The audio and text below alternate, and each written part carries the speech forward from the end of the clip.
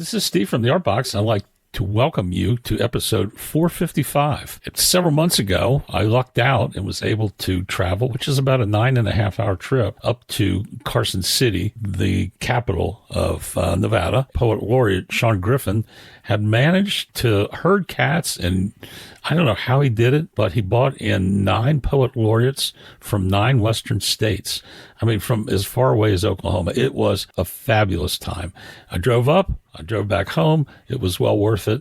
I met Lauren Camp, and Lauren is a past poet laureate. She just handed over her duties to a new poet laureate this year from New Mexico. And Lauren agreed to come on and chat with us for a little bit, read some poetry, and I'm sure you'll agree that she is just quite an amazing poet and well worth your time to listen today. So let's bring on Lauren, and thank you for listening to The Art Box.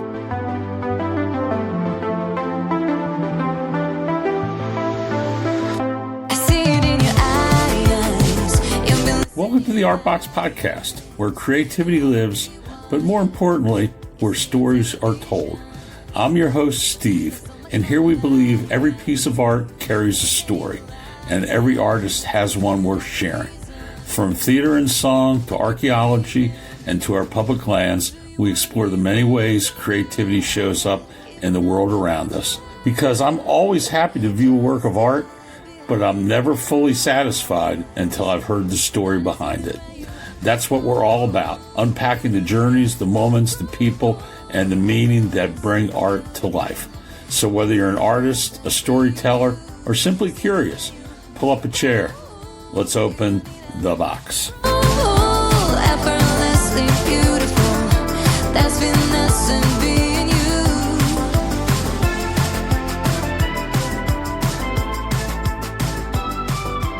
Lauren, thank you very much. And I met Lauren at this amazing happening at the Brewery Arts Center in Carson City, where Sean somehow got 9 Western State Poet Laureates to appear at the same time at the same place.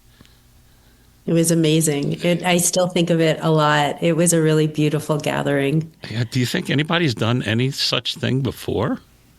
I don't, or not that I know of. Yeah, I mean, it would be easy out back east, I think, but maybe still not.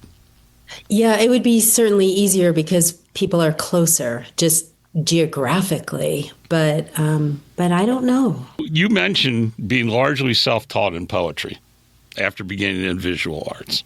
Okay, do you still see poems visually when you write them down? Oh, I very much do. That is part of what I'm thinking about. Maybe not initially when I'm first drafting a poem, but as I'm shaping it, I mean, right there, I'm shaping it. I'm not interested in writing prose, in writing sentence, paragraph, through to the end of the page, margin to margin. I'm interested in how it looks on the page and how that contributes to what the poem means for me or how it sounds. Okay. And that's always exciting to me, to open up a poetry book and not have it look like a book, the page of a book. You know that? That's exciting. I know something special immediately is going to happen. Yeah, you're going to have to slow down a little, I think. Yes. And try to figure it out. Yes, and that's my big thing, slowing down. So you hosted Audio Saucepan for 15 years, and that sounds fascinating, and that was with jazz. What did jazz teach you about rhythm, pacing? Oh, my God. It taught me most things. It taught me improvisation. It taught me that there's the possibility of going off into something difficult to listen to, maybe, or difficult to grasp, and also the return to something that is easier on the ear or the attention.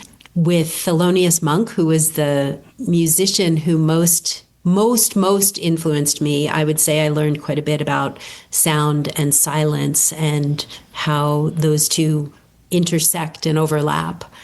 And I definitely use all of that in my writing still to this day.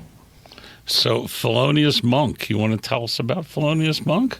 Well, such an interesting character. He was very much an iconoclast, I would say, doing his own thing. He believed in his work, but he also believed in his bandmates that they could take the tracks, the music that he had laid out, and do with it what they needed to do with it. He is quoted as saying, "There are no wrong notes." And I believe that. I believe that also for writing. There's no wrong way to say something, but it does sort of need to be yours. Like the writer needs to kind of understand why they're doing it a certain way and claim it and really do it. Go completely into it. Anything of curiosity art that's yours is right. Exactly. I think. Exactly. You talked about silence. So are you saying that the jazz, there's notes and then there's silence, that the silence, it plays a very important part?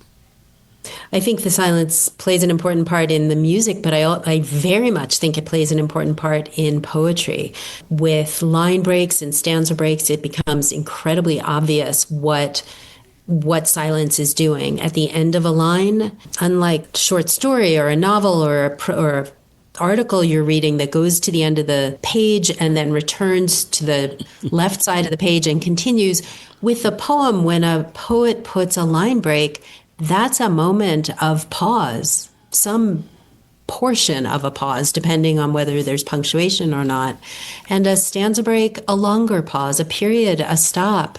You know, those are silences that are built into the poem and built as road signs for the reader to understand, here's a place to take this in, to rest or to be uncomfortable in what's being shared or whatever, but it's a silence that's held in the poem and on the page.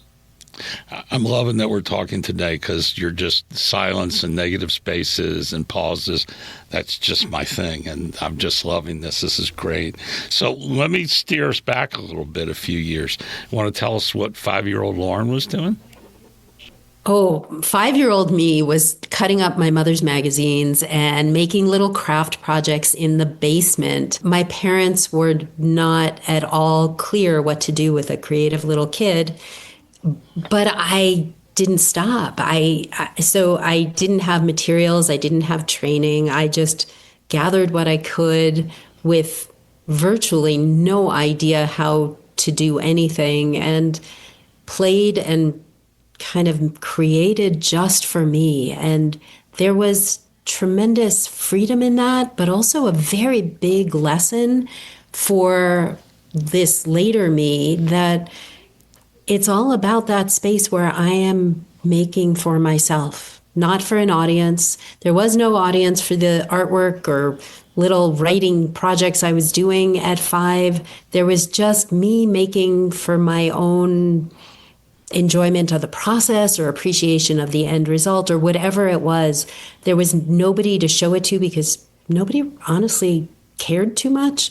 And that would have stopped some other child. But for me, it was kind of a gift. It was just, I'm not making for any outside judgment. There's not a right or wrong. There's just the making. I just had a guest the other day, and she was a singer, and her brothers and sisters, when she was little, they would make fun of her. And she would go out and practice in front of the chickens. Nice. And she said they didn't clap, but they also didn't boo. They didn't boo, yeah. Yeah, I mean, if you don't learn that judgment early, maybe you don't carry it along later in your life. I mean, I don't have an inner critic that says, nope, this isn't good. I have maybe a voice that says, this isn't done yet. What else can I do to it? Or I'm bored by this. What else can I do to it? But it's not there's no judgmental part of me that says good or bad. It's just, I want to keep at it or I don't. And usually I want to keep at it. And I'm talking about specific poems or specific artwork. Usually I want to keep at it. My favorite place to exist is within the process. So that was 5 years old. Does that carry over to today? You're making poems for yourself. I am. And I've had a lot of work published, but I'm still only interested in making for myself, at least first, for a long time. So you talk about reading poems aloud and how important is sound to your writing. Do you hear a poem before you fully understand it? And I'm talking about one that you did. Do you need to hear it first before One you of my say own poems? on your, when you're writing your own poem? I need to hear it. I need to hear the rhythm of it. I need to hear the spaces of it. Again, back to space. I need to hear how the sounds work together. And, to go back to making visual art, which I did before and during my work writing poems, I need a bit of friction. I'm looking for that both in artwork, colors put together, sounds put together. I need something to not be totally smooth. I think that's where listening to what I've done, what I've written, and also sometimes asking someone else to read it to me and hearing what's working, what's too slippery or sentimental sounding. And I'm not talking about the words, I'm talking about the sounds. Like there's too much, I don't know, nice sounds in here. It needs a hard consonant, or it needs something. So yes, sound is critical to the completion of the poem. Yeah, I like you said about having someone else read back. Do you have a relative or someone else read back to you? I ask my husband to read the poems back to me when I think they're done. He doesn't love the work of it, but I sit there with a pen and a piece of paper and I mark down what's not working for me, like where he's stumbled or where something is not quite going right. And that's usually my final pass in a poem, is listening to him read it back. Does he do that willingly? He does it. Let's leave it at that. He does it. Okay. Because my wife doesn't do that willingly. I have to put some pressure on. Please. Since we spend a lot of time on the Art Box talking about noticing, so I'm curious, what kinds of small details tend to catch your attention in daily life? That's a good question. Well, I live in the high desert. I am not originally from here, so virtually every detail of the landscape catches my attention. The little flowers, the bits of color that show up, the seedlings, the critters. I mean, I've written a lot about raptors because I'm fascinated by looking at what's happening up in the sky. I've written about the sky. I've written about the pristine darkness. Plants often do. Anything ecological catches my attention.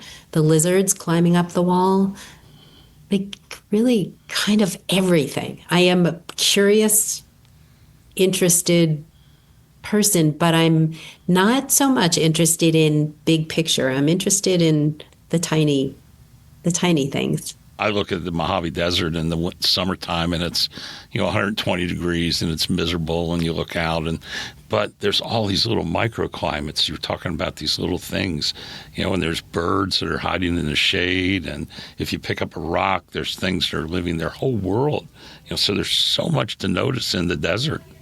Absolutely. And it's not just what you see, it's what you hear. It's what it's like all the different senses that come into play as you're thinking about it. I mean, I spent a month at Grand Canyon as Astronomer-in-Residence a while back. And I was writing about the dark, and my usual sense to go to is what I see. It's the easiest one for me to capture, but in the dark, that's hard. And so I started paying attention to every other sense, like what does the air feel like? How would I describe the texture of the air? How would I describe the sound of the bats passing by, or what I think are bats because I can't see them? And that was a really fun test, or like a challenge night after night. How can I describe what's happening here using something other than the sense I usually go to? Yeah, I love that. You know what I especially like? Especially if it's hot outside, that you'll be looking up at the night sky, and then there'll just be this little cold air pocket that'll just come down and refresh you, and I love that. Right. So, want to talk about your book, Old Sky? Yes. In Old Sky is the book that ended up as a result of that time at the Grand Canyon. It gathers every poem I wrote while I was at the canyon, along with a collective poem that I did with visitors to the canyon over a few weeks period. It was published by Grand Canyon Conservancy, the nonprofit arm of Grand Canyon National Park, and it's an incredible honor to have this collected there, as it was to just be there, to be invited to be at the canyon for a month. Do you think landscapes, and we're going to get back to dark skies because I'm a night sky photographer, so we're definitely got to get back to that. All right. But do you think landscapes hold memory the way people do? Oh, that's a hard one. I think landscapes, for me, hold memory, but also there's a difference for me between just reflecting on a landscape or taking a photograph of a landscape and writing about it. When I write about a landscape, I have sort of activated that memory in a way that holds it more firmly for me. Does that make sense? Yes, it does. I was wondering if my question made sense. But I know a poet from New Mexico. I think he's down around Albuquerque. And all his poetry is about the rocks, that the rocks, they remember things. And they were here before us, and they understand all this history that we don't and everything. And I love his poetry. The Poetry Under the Stars programs, they sound magical. And I guess you had audiences around during the evenings. Yes. What things did they ask you or want to talk about that surprised you? Well, the Poetry Under the Stars program is not a question and answer. It's me reading poems by other people about night sky phenomena, experiences, stars and moonscapes from across time and cultures. So I'm reading to people in the dark while they are looking out at a sky that is darkening and letting their eyes adapt to that dark so that they can better see. And so all they are tasked with doing is letting the poems wash over them, capturing whatever they want from the poems. The poems are all different. There's some from 700 AD to contemporary times. I have a big sort of curated collection, and I pull out different ones each time I do it. And then and it is magical. And one of the reasons it's magical is because in these times we do so little slowing down. We all do so much that it's kind of a gift to say, here, this is what you're supposed to do now. You're supposed to sit and not be entertained by a movie or a whatever, but by the skies, by what's happening in this bigger universe that we also get to inhabit. There's something ancient about humans gathering because we've been doing it since there was humans. That's right. Do you think poetry reconnects us to something older inside ourselves? Did the people sitting there think, 10,000 years ago, there was people like me doing this? Maybe. I do think that people appreciate that they don't have to get everything. You're not following a plot line necessarily. You're feeling this poem or the next poem. I just did this recently, a couple of weeks ago, and I love doing it because people take away different things from the selections that I've brought. Different ones stand out for them. It's not an obligation. You're not getting tested on it. It doesn't matter what you take away. You take something. And it might be just that you had 20 minutes where you got to see that more stars were forming, and here's the Milky Way getting started, or whatever it is. My first moment of awe, I think, in my life was the first time I saw the Milky Way. Do you remember the first time you saw the Milky Way? Because you didn't grow up in New Mexico, right? No. I grew up in the suburbs of New York. I didn't see much of anything except the moon from where we were. And So really, it wasn't until I came out to New Mexico that I first saw the Milky Way and saw what were really pretty good dark skies. I mean, we're not talking Grand Canyon dark skies, but pretty good. I was 36 years old and was camping with my son in Pike National Forest in Colorado. And around 3 in the morning, I had to go to the bathroom. So I unzipped the tent flap, and I was in awe, and I was hooked ever since then. I'd never seen anything like that. It's amazing to see that and to understand. I mean, for me it puts a lot of things in perspective. And I love that. I actually am grateful for that perspective every time. The New Mexico Epic Poem Project, I think that's yours. That is mine. You want to talk about it? Sure. It is the project that I did as Poet Laureate for the state.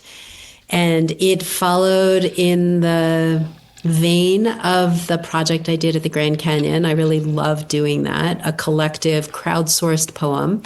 It is different from that in that I traveled to rural arts underserved communities across the state over a 3-year period and worked with people in their communities just to talk about poetry, to understand it, very casual conversations and readings.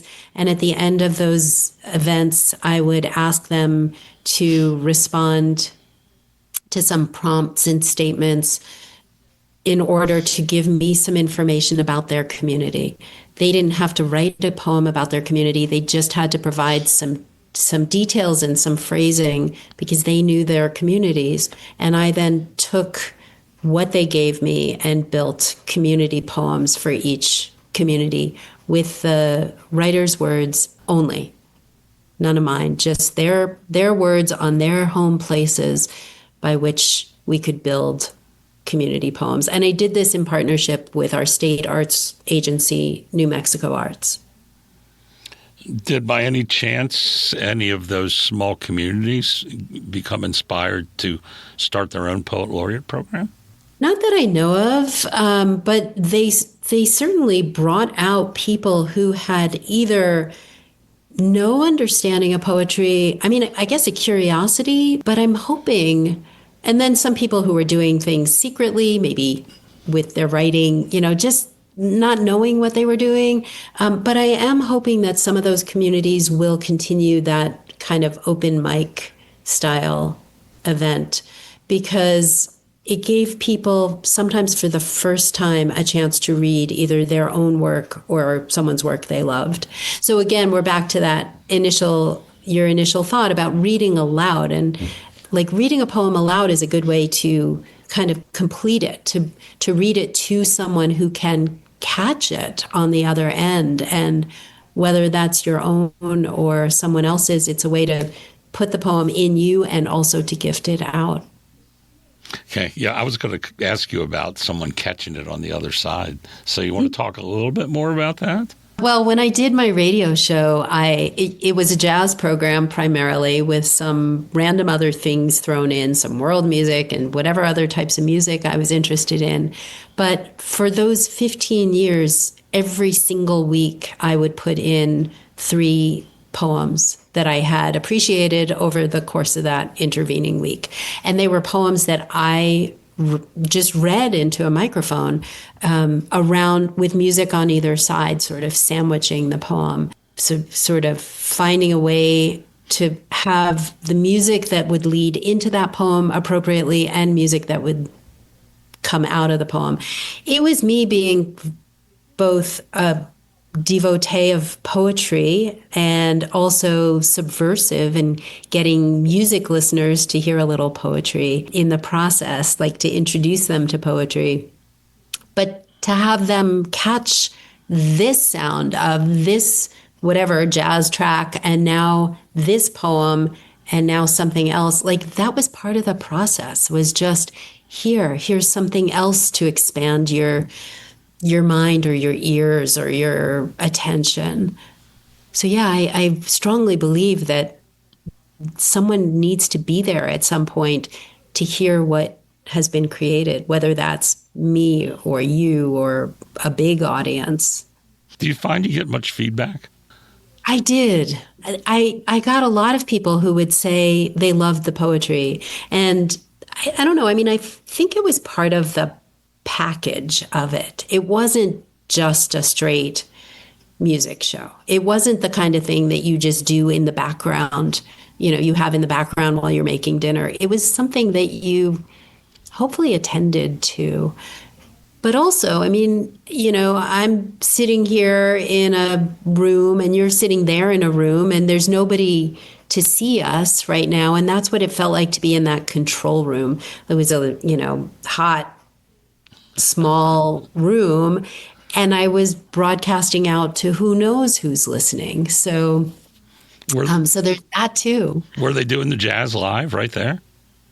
Oh no, I was playing. Oh, you were playing the jazz.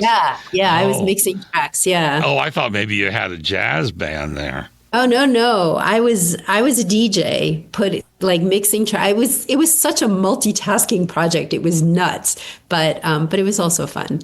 Now, was it live? Yes. Oh, there's a lot of pressure. I don't think I could ever do anything live. It was live. It was spontaneous. I had, I would go in there with a stack of CDs and the poems, the books I wanted to read from, and everything else was like, okay, here we go. Oh, you had to be pretty organized then. And then I would come home and take big, long naps afterwards. Would your husband listen? Oh, yeah. Okay. He listened. He would put it on we have 2 cats. He'd put it on for the cats to listen. What fun. That just sounds great. So is there a movement, or are there young poets there? Is there a junior poet laureate program by any chance? There is a youth poet laureate program here in Santa Fe, and there is a U.S. Youth Poet Laureate program, and I think there are other places that have it. It seems like a great idea. Yeah, I got to interview the 2025 when I was up in Gardnerville, Montana, which is just a little south of Carson City. She drove down with her sister and talked to me for a podcast episode, Rayanne Hijazi. And, she was so wonderful. She just finished her first year of, she's going to college. She's going to be a doctor, and I have no doubt. But she said she wants to be the state poet laureate.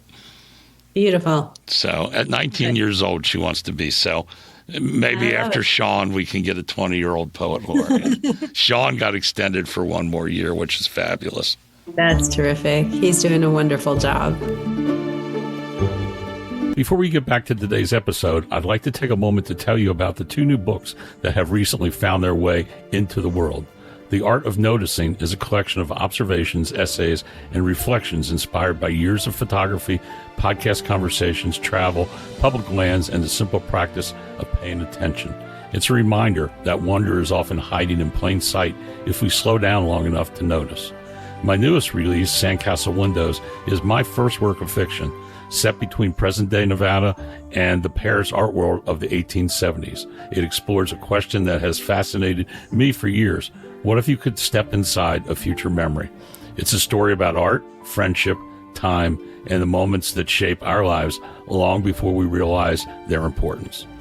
Both books share a common thread, the belief that ordinary moments often become the memories we treasure most. To learn more about The Art of Noticing and Sandcastle Windows and my other children's books, visit my Amazon author page. And now let's get back to the Art Box.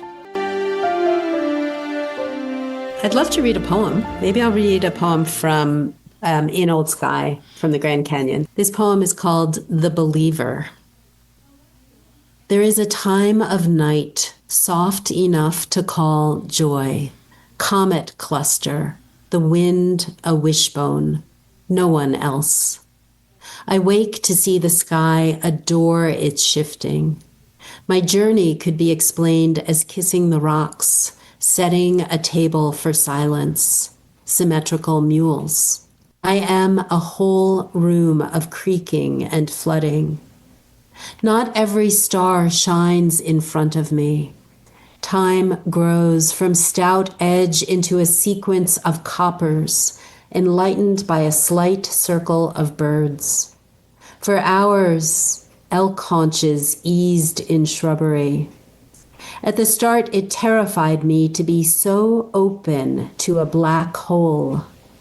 But now I know what is necessary, the far end of lavish. I love it. Thank you. That's great.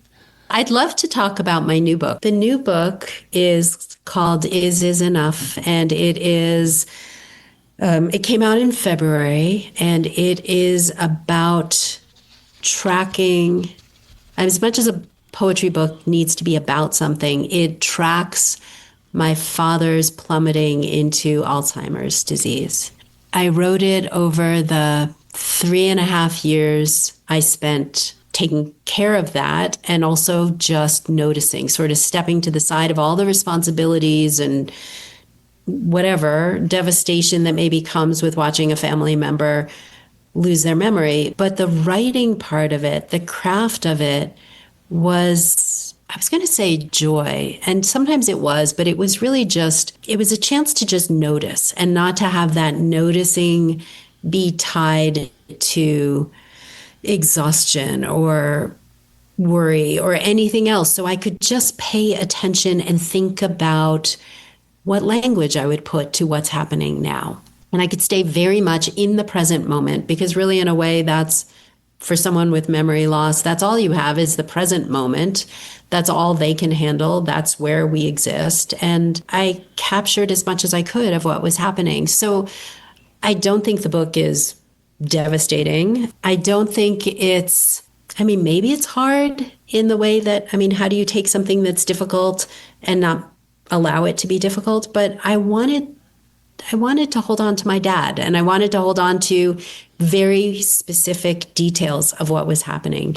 And I'm really grateful I did. And I heard from my sister, who had read the book, saying she also was, because she didn't read it beforehand. She's not a poet, not a poetry reader particularly, but the goal was just to capture things that I didn't want to lose, things that I thought were intriguing, that were quirky, or that were meaningful, or that were just weirdly small and significant in some way. It was published by Texas Review Press. It's online. It's easily accessible. It's interesting to, as I've been taking the book around, the poems around, and reading to audiences, to have people say, oh, it's such a tragic disease. And yeah, sure, it is. It's the end result is kind of a shell of a person, the person you knew. But the during for my family was really a kind of gift. My father had been very controlling and complicated, and I loved him tremendously, even through all that. But as he started to forget the things that he was really controlling about, he couldn't control anymore. He couldn't remember them. And he became more vulnerable and more loving and really just a joy to be with. So each of us, there are 3 of us, we each had more quality time with him at the end, or, the last few years, that allowed us a different sort of relationship with him.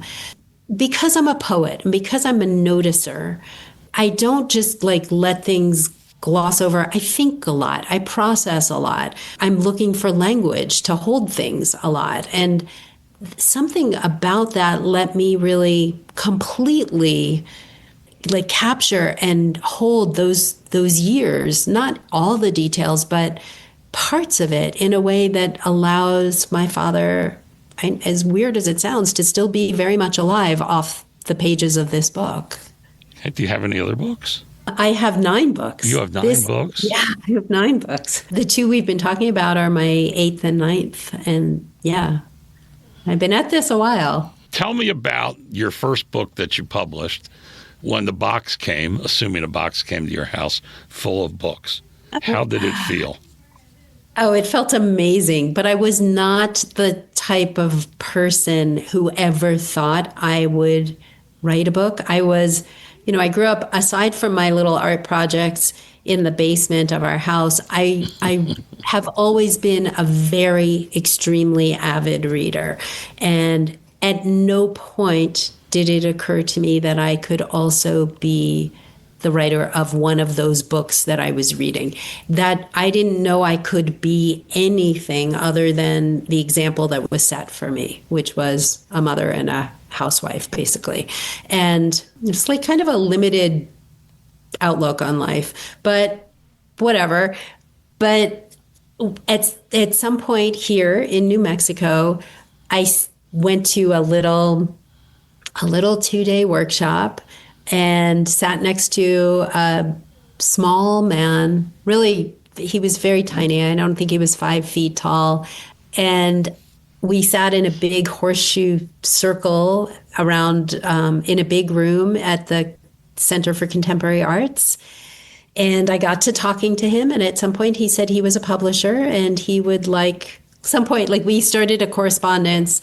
And after some time, he said he was a publisher. He would like to see a manuscript. Well, I had never put together a manuscript. I had just been writing poems, but I didn't know what I was doing. I was writing for me. I had no idea that there was this possibility of I could be an author. So I put together a manuscript. I sent it to him. And he said, nope, too much love stuff, too much sweet, nice stuff. Take that stuff out. It was funny. And anyway, the book ended up happening. So just to kind of condense the story, and suddenly I was an author. It was amazing. I had always been an author, right? But suddenly I was a published author, and it was truly incredible to have that book and to have that chance to have something published as a way to start, because really getting a book published is not easy. So if you're doing it through a traditional means, it's not really easy if you're self-publishing either, but that was just a very lucky opportunity. And to have it published with a good press and to have my first book, which is very much about New Mexico. So, yeah. And it just started just from a chance meeting at a writer's workshop. Exactly. What a fabulous story. That is so great. So if you could read poetry anywhere on earth under the night sky, where would you choose? Oh, my God. Under the night sky. I love reading in national parks. I would read anywhere under a dark, like a Bortle scale #2 night sky. I would read anywhere, but I love reading in national parks with that program. I just love being out there in the dark, reading to people I can't see. Oh, I like that you can't see them. Yeah, that's good. Yeah. Yeah, that's magical, actually. What's a word you simply love hearing spoken aloud? The word that I offered, somebody asked in a different interview what my favorite word is, and I don't have one. I like different words at different I'm pretty fickle about things. I change my mind a lot. I'm not able to just kind of keep doing the same thing over and over. But the word I gave her as my favorite word of that week just kind of returned in, this was a couple of years ago, returned in my mind last week. I was talking to someone about it, and the word is spigot. Okay. Isn't that that's just a fun word to say. And occasionally, as I'm going through my days or my weeks, some word comes through some channel, and I think, oh, that word's interesting. I'm going to write that into a poem. And I don't have one this week. I don't always have them, but it's that kind of word where it's just kind of interesting in my mouth to say. If you could go back in time in the art world or any world, where would you go and why? I'm deeply invested in a lot of visual art. When I no longer make visual art, but I'm still really compelled by it.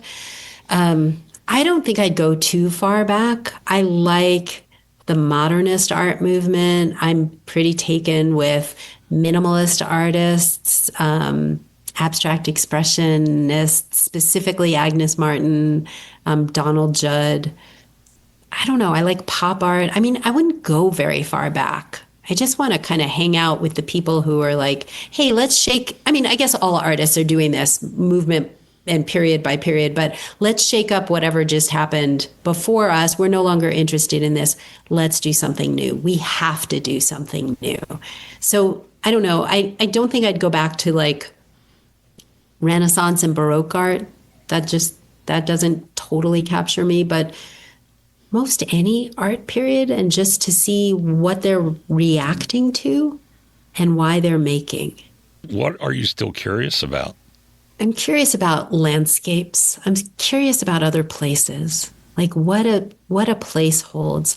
I feel like most of my writing is writing into a place. That's how I define it, as opposed to writing about a place. I like to go somewhere new and pay attention and just sort of see what's happening here, what's growing here, how does the light slant through the trees? Are there trees? Like what's happening here? What are these plants that I don't have at home? Whatever it is, what are the people talking about? Are there people around in this area? I mean, when I traveled around the state, and writing these community poems with different communities, there were elements that showed up poem to poem.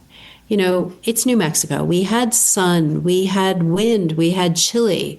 Those things showed up over and over. Trains showed up in a lot of poems. But then there were a couple of communities that talked about javelina. And we don't have that in New Mexico. I mean, in northern New Mexico. So that held those communities in really significant ways. Or, just different ways family came together, or faith. And I think getting out to different places is what teaches me, like, how to be human, honestly, how to be a part of a larger community. That's good. So being Poet Laureate has afforded you opportunities to learn about other communities, other people. Absolutely. And not just to learn about them, but to appreciate it, to appreciate these different communities, right? To not just pass through them on my way to a destination, but to hang out there for a little bit, talk to the people, eat in the restaurants, walk through certain spaces, go to the library, see where the community gathers and how and why people have made this place their home. That's all become much more important to me. I get that same chance too with these podcasts. So I just love going to other places and meeting other people. And they're different, but they're also alike. Yeah. Yeah, I can see that. Very much. So did you want to read another poem? Sure. Here's a poem from the new book, which is called Is Enough, and the poem is called Sanctuary. This is the second poem in the book. There's a poem that starts the collection, and then it's divided into sections, and this is the first poem of the first section.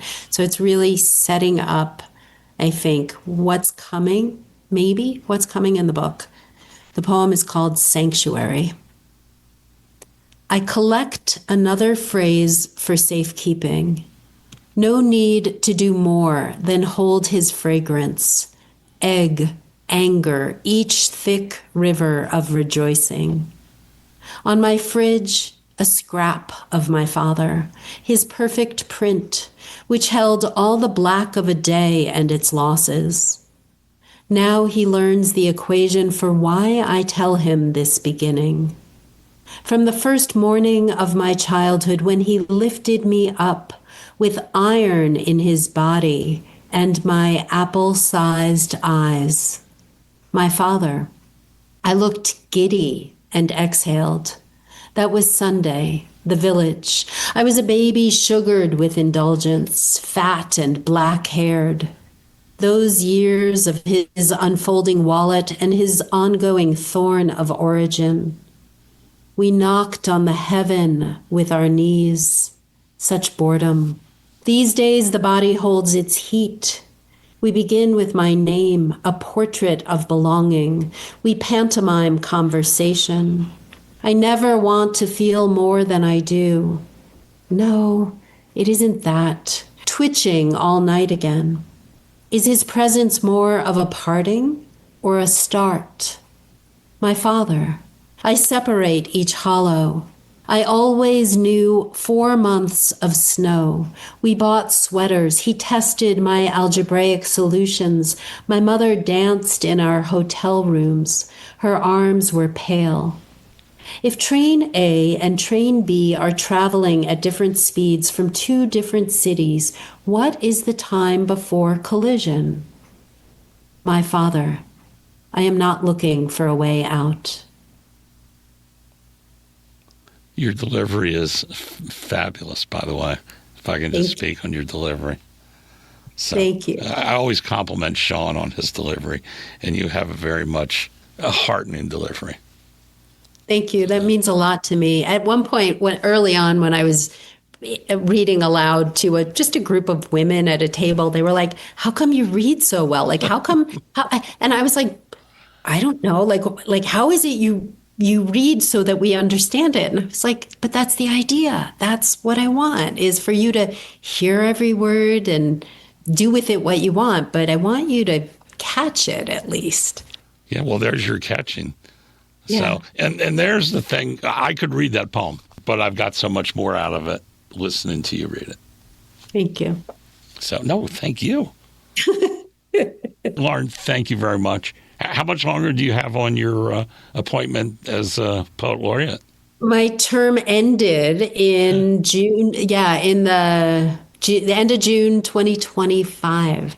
So it was a 3-year appointment. It took several months for the state to put someone new in, but we have a new poet laureate, a man who lives in Albuquerque. And so far, he seems to be doing a great job. Okay. Do you get to work with them or help them or? Luckily, it's a little bit hands off. I needed a break, Okay. honestly, but we have done a couple of events together, and that's been a real joy. So I'll bet. Okay. Well, thank you very much, and have a great. Summer hasn't started yet, and it's already well over 100 here. So I know summer seems like it started. Thank you so much for this conversation. It was easy and fun, and you asked good questions, and it's been terrific to talk to you. Okay. Thank you, Lauren.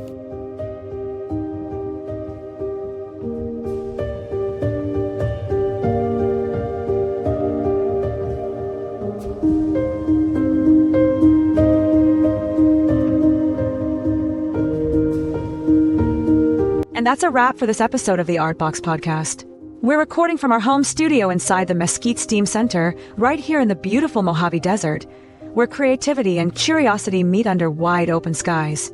From the written word and poetry to collage, brush art, pencil, ink, fabric, and pottery, from theater and song to archaeology in our public lands, we celebrate the many ways creativity shows up in the world around us.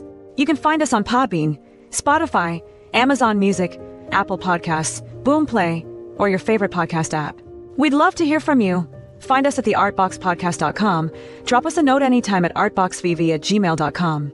And if you enjoyed today's episode, please like, follow, and subscribe. And don't forget to tell your friends so they can join the conversation too. Most importantly, take a moment to follow and support the artists and creative souls who join us here, because their stories are what make the Artbox come alive. This is Daisy, and until next time, keep creating, keep exploring, and keep sharing your story.